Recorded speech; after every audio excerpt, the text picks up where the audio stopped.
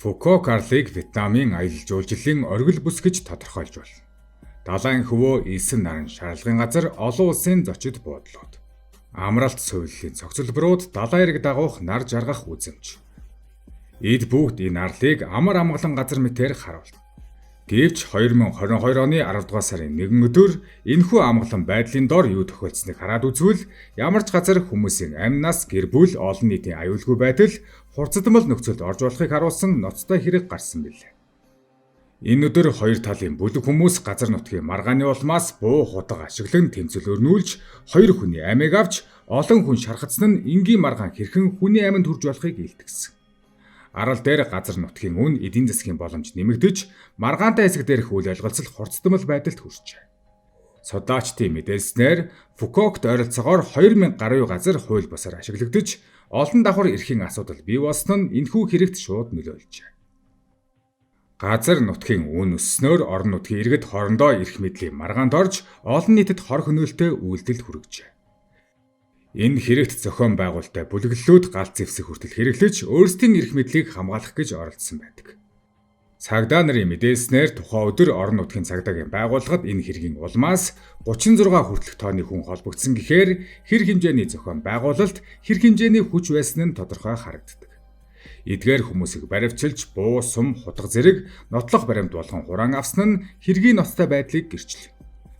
Эхний өдрийн мэдээлэлээр Фукокийн Бен Трам тосгонд газар нутгийн маргаанаас эхэлсэн тэмцэл 11 цаг 20 минут орчимд буудлагын хэлбэрээр өрнөсөн бөгөөд CCTV камерын бичлэгээр 12-оос дээш удаагийн буун дуу бүртгэгдсэн. Үр дүнд нь 2 хүн амнаас алдсан бөгөөд 4 хүн маш хүн дээр шархагдсан байлаа. Эдгээр үйл явдал нэхлээд орон нутгийн хэвлэлээр талбай маргаан гэх мэтээр тайлбарлагдж байсан ч мөрдөн байцаалтын нотолгоо гэрчийн мэтүүлэг буу ашигласан гэмт хэрэгтэй холбоотой баримт нотолгоо нь энэхүү үйл явдлыг алдлага болон хууль бусаар буу ашигласан гэмт хэрэг гэж батлав. Эндээс харахад Фукок нь гадаад жуулчид орон нутгийн иргэдийн амар амгалан газар мэт боловч газар нутгийн үнэсч эрх мэдлийн маргаан хурцтмад байдалд хүрэн арал дээрх эрх ашиг ямар хэмжээнд хүрч байсныг илтгэв. 2022 оны 10 дугаар сарын 27-ны өглөө Фуко Карлын Бен Трам тосгон Суо Донг суманд газар нутгийн маргаанаас үүдэлтэй хурцтмал нөхцөл үүссэн. Тэр өглөө нэг талын бүлэг хүмүүс ойролцоогоор 50 гаруй хүнтэй 8 автомашинтайгаар маргаантай газар хурж ирсэн байдаг. Тэдний зорилго нь зөвхөн өөрсдийн эрхийг хамгаалах төдийгүй газар нутгийн маргаанд холбоотой эрх мэдлээ баталгаажуулж газрыг булааж авах байсан. Хоёр хүнийг буудан хороож олон хүмүүс хоорондоо хутгалцсныг орон нутгийн оршин суугчид нүдэрээ үзэж сонсож амнаас аюулгүй байдлын төлөө зүгтэн тус орчмыг орхин гарах шаардлагатай болсон. Камерт 12-оос дээш удаагийн буун дуу бичсэн нь хэргийн ноцтой байдал зохион байгуулалттай үйлдэлийг харуулж байв. Үр дүнд нь 2 хүн амнаас алдсан нь Пан Тронг Хай 24 настай ба Нгуян Анту 26 настай гээд хоёулаа буудуулж өгчээ. Мөн олон хүнд гэмтэл авч орон нутгийн эмнэлэгт шуурхаа хүргэгдсэн байна. Энэ өдөр Фукокт аялал жуулчлал амгалан байдлын дүр төрхийг харуулдаг олон улсын жуулчид болон орон нутгийн иргэд гинэтхэн энэ хар хэргийн гэрч болсон бөгөөд тэдний сэтгэл зүйд том цочрол авчирсан. Хэрэг гарсны дараа Кинг Гэнг мужийн цагдаа нар шуурхаа арга хэмжээ авч Фуко Карлын Бен Трам тосгонд болсон буудлагын үйл явдлын гэрчүүдээс мэдүүлэг авч олон талаас нь мөрдөн байцаалт эхлүүлжээ. Эхний өдөр цагдаа нар 17 хүнийг баривчсны дотор буу, сум, хутга зэрэг нотлох баримтыг хураан авч автомашин эд хөрөнгийг шалгаж эхлэв. Хэрэгт холбогдсон хүмүүсийн тоо дараа нь нэмэгдэж нийт 36 хүртэл хүн баривчлагдсан. Тэдгээрийн зарим нь шууд буугаар гал нээсэн, зарим нь зохион байгуулалт удирдлага хийсэн. Зарим нь зэвсэг хуваарлсан гэх мэтээр яллагдав. Мөрдөн байцаалт явцад 2 буу, 19 сум, 14 автомашин, хутга зэрэг олон төрлийн зэвсэг хураавснаар энэ хэрэг зохион байгуулалттай хоёр талын бүлэглэл энэ орчинд нөлөөгөө тогтоох гэж оролдож байсныг харуулсан. Гол яллагдагчийн дунд Нгуян Вантай нэртэй бүлгийн зохион байгуулагч мөн нөгөө талын Буй Дук Нок нэртэй толгойлогч байсныг тогтоов.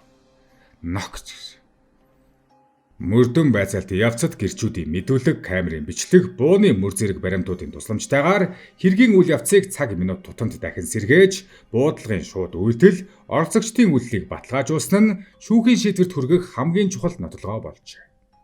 Мөрдөн байцаалт нь зөвхөн гэмт хэрэг үүссэн хүмүүсийг тогтоогоо зогсохгүй, хэрхэн газар нутгийн маргаан хурцтмал байдлыг бий болгосон. бүлэглэл ямар бүтцтэй, ямар ажиллагаатай байсан, бас олон нийтийн аюулгүй байдалд ямар эрсдэл учруулсныг дэлгэрэнгүй судалжээ.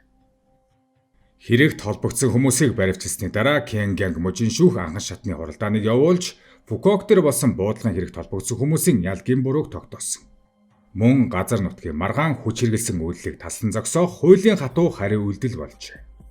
Шүүхийн шийдвэрээр хамгийн гол ялагдагчид болох 3 хүнд бүх насаар нь хорхял оноосон. Тэдний үйлдэл нь зохион байгуулалттай гэмтэрэг аллах болон зэвсэг ашигласан гэмтэрэгтэй шууд хамааралтай гэж шүүх тогтов. Тэдгээр үйлдэл нь бусдын амь насанд хүрэх олон нийтийн аюулгүй байдалд шууд аюул учруулах хэмжээнд хүрсэн гэж шүүх үзсэн. Мөн бусад холбогдсон хүмүүсийн хувьд ялан 6 сараас 20 жилийн хүртэлх хорхиалтайгаар оногдсон. Тэдний үйлдэл нь зохион байгуулалттай хүч хэрэглэх, зэвсэг хуваарлах, гэрчийн аюулгүй байдлыг зөрчих хэрэгт холбогдсон байна. Шүүхийн шийдвэрүүд нь зөвхөн хууль сахиулах байгууллагын эрх мэдлийг баталгаажуулсан төдийгүй газар нутгийн маргааныг хүчээр шийдэх явдал ямар эрсдэлтэй болохыг олон нийтэд харуулв. Энэ үеэр өмгөөлөгчид хуульчид энэхүү шийдвэрийг Фукуок дээрх газар нутгийн маргааныг таслан зогсоох, иргэдийн аюулгүй байдлыг хамгаалах зорилготой гэж тодорхойлсон.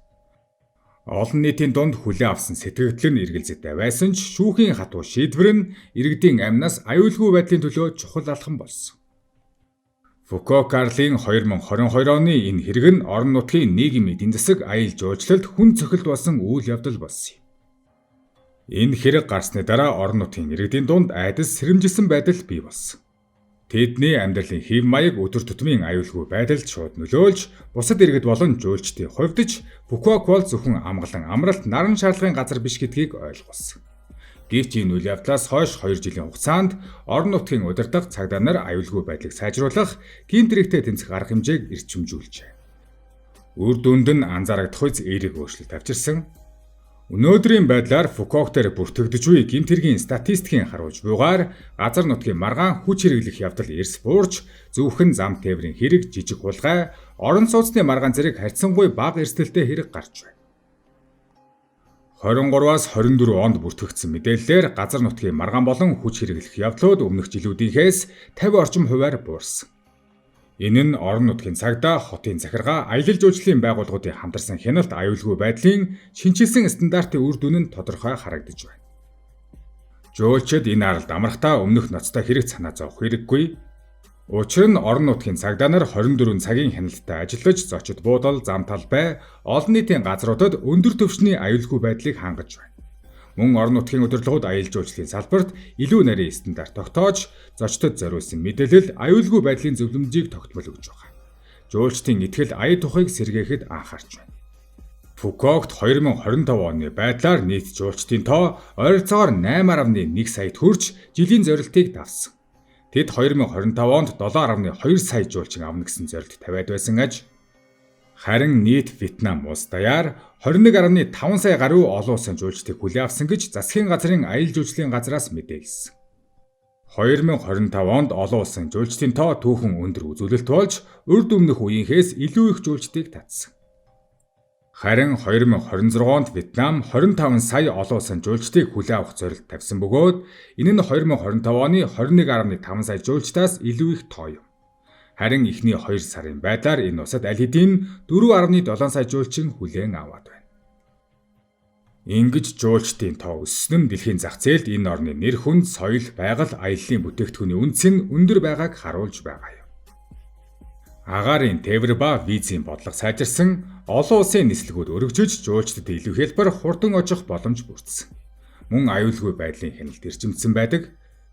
Хууль сахиулах байгууллагууд аяллаа бүсүүдэд 24/7 хяналттай ажиллаж, өмнөх ноцтой хэргийн бүртгэлийн дараа байнгын аюулгүй байдлыг хангах бодлого хэрэгжсээр байна.